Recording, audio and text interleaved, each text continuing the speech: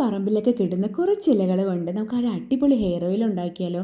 ഇത് ഞാൻ ഉണ്ടാക്കി വെച്ചിട്ട് കുറച്ച് ദിവസമായി, പക്ഷേ അത് ഇന്നാണ് അപ്ലോഡ് ചെയ്യുന്നത്.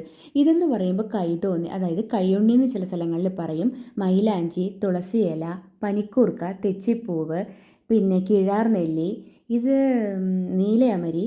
അപ്പോൾ ഇങ്ങനെ കുറച്ച് ഇലകൾ വേണമെങ്കിൽ നിങ്ങൾക്ക് കറിവേപ്പിലയും ചേർക്കാം. ചിലപ്പോഴൊക്കെ ഞാനിത് ചേർക്കാറുണ്ട്, ഇപ്പോൾ അതിൽ ആഡ് ചെയ്യുന്നില്ല എന്ന് മാത്രം. പിന്നെ ചെമ്പരത്തിപ്പൂവും. ഇതെല്ലാം കൂടി നമുക്ക് മിക്സിയിലെ ജാറിലിട്ട് ഒന്ന് അരച്ചെടുത്തിട്ട് വരാം. 1/2 കിലോ വെളിച്ചെണ്ണയിലാണ് ഞാനിത് ഉണ്ടാക്കുന്നത്.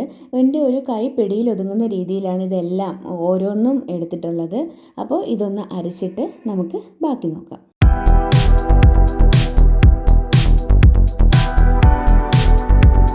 അപ്പോൾ ഇത് അരച്ചെടുത്തിട്ടുണ്ട്.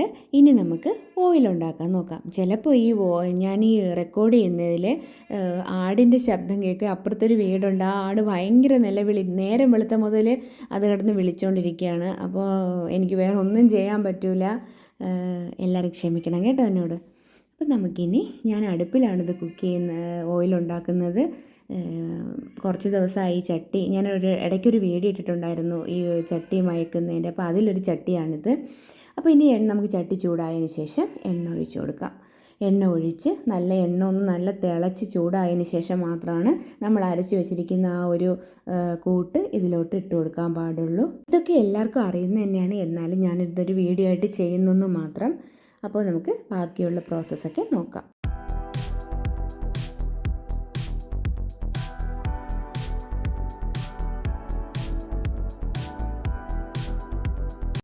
ഇതിപ്പോൾ നന്നായിട്ട് തിളച്ച് വരുന്നുണ്ട്. എണ്ണ നല്ലപോലെ തിളച്ച് വരുന്ന സമയത്ത് നമ്മൾ അരച്ച് വെച്ചിരിക്കുന്ന കൂട്ടിന് ഇതിലേക്ക് ഇട്ട് കൊടുത്ത് ഒന്ന് നന്നായിട്ട് തിളപ്പിച്ച് എണ്ണ മൂക്കുന്ന പരുവം വരെ ഒന്ന് വെയിറ്റ് ചെയ്യണം. ഇതിനിടയ്ക്ക് നമ്മൾ നന്നായിട്ടൊന്ന് ഇളക്കി കൊടുത്തുകൊണ്ടേ ഇരിക്കണം കേട്ടോ, ഇല്ലെങ്കിൽ ഈ കൂട്ടൊക്കെ കരിഞ്ഞു പോകും. അപ്പോൾ ഇളക്കി ഇത് പാകമാവുന്ന എപ്പോഴെന്ന് ഇത് അമ്മമ്മയൊക്കെ ചെയ്യുന്നതെന്ന് പറഞ്ഞാൽ ഇതൊന്ന് കിലുങ്ങുന്ന പരുവമാവും. പിന്നെ അത് മാത്രമല്ല നല്ലപോലെ എണ്ണയൊന്ന് മൂത്ത മണം വരും. അപ്പോൾ ആ സമയമാകുമ്പോഴാണ് ഇത് എണ്ണയായി എന്ന് മനസ്സിലാക്കുന്നത്.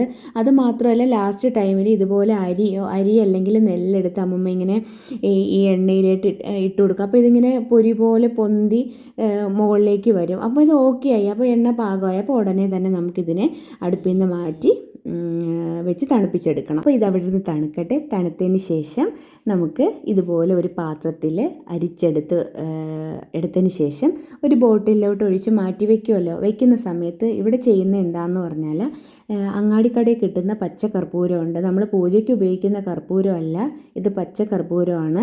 ഇതിൽ നിന്നൊരു കുഞ്ഞു പീസ് എടുത്തിട്ട്, തീരെ കുഞ്ഞു പീസ് മതി, അതിനെ പൊടിച്ച് നമ്മൾ എണ്ണ ഒഴിക്കാൻ ഉപയോഗിക്കുന്ന ബോട്ടിലിൽ ഇട്ട് വയ്ക്കുക. എന്നിട്ടാണ് എണ്ണ ഒഴിക്കുന്നത്. അത് എന്തിനാണെന്ന് പറഞ്ഞാൽ ഒരു നല്ല മണവും ഒരുപാട് നാൾ, ഇപ്പോൾ ഈ 1/2 കിലോ എണ്ണ എന്നൊക്കെ പറയുന്നത് എനിക്ക് കുറച്ച് നാൾ ഉപയോഗിക്കാം. ഇല്ലെങ്കിൽ കുറേ ദിവസം കഴിയുമ്പോൾ കനച്ച ഒരുമാതിരി സ്മെല്ലും ഒക്കെ വരും. ഇതങ്ങനെ ഒന്നും ഉണ്ടാവില്ല, ഒരുപാട് നാൾ നമുക്ക് ഉപയോഗിക്കാൻ പറ്റും.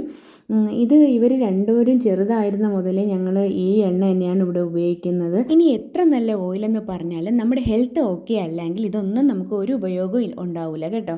അപ്പോൾ അതുകൊണ്ട് അതൊക്കെ നമ്മൾ ഓക്കെ ആക്കിയതിന് ശേഷം മാത്രമാണ് ഇങ്ങനെയുള്ള ഓയിലുകളൊക്കെ ഉപയോഗിക്കാൻ പാടുള്ളൂ.